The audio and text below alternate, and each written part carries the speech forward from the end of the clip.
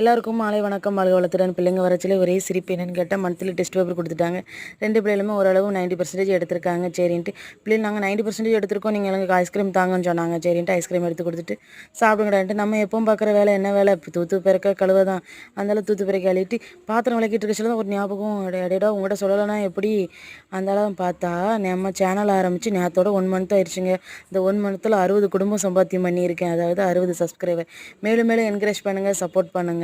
சரின்னு சொல்லிட்டு பிள்ளைகளை படிக்க சொல்லிக்கிட்டே இருக்கச்சில என் ஹஸ்பண்ட் வாழைப்பூ வடையும் வாழைக்காய் பஜ்ஜியும் வாங்கிட்டு வந்துட்டாங்க. சரின்னு காஃபி குடிச்சிட்டு நாளைக்கு பாவக்காய் பொரியல் வைப்போம் அப்படின்ட்டு பாவக்காவை நறுக்கி வச்சாச்சு.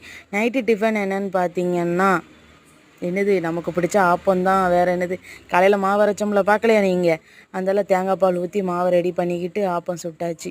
ஆப்பம் சுட்டு என் ஹஸ்பண்டுக்கு சட்னி அரைச்சேன். அவங்க வந்து ஆப்பத்துக்கு தேங்காய் பால் வச்சு சாப்பிட மாட்டாங்க. ஆனால் பிள்ளைகள் நானும் தேங்காய் பால் தான் வச்சு சாப்பிடுவோம். யாருக்கெல்லாம் ஆப்பத்துக்கு தேங்காய் பால் வச்சு சாப்பிட பிடிக்கும்னு சொல்லி கமெண்ட் பண்ணுங்கள். வீடியோ பிடிச்சிருந்தா லைக் பண்ணுங்கள், ஷேர் பண்ணுங்கள், சப்ஸ்கிரைப் பண்ணுங்கள்.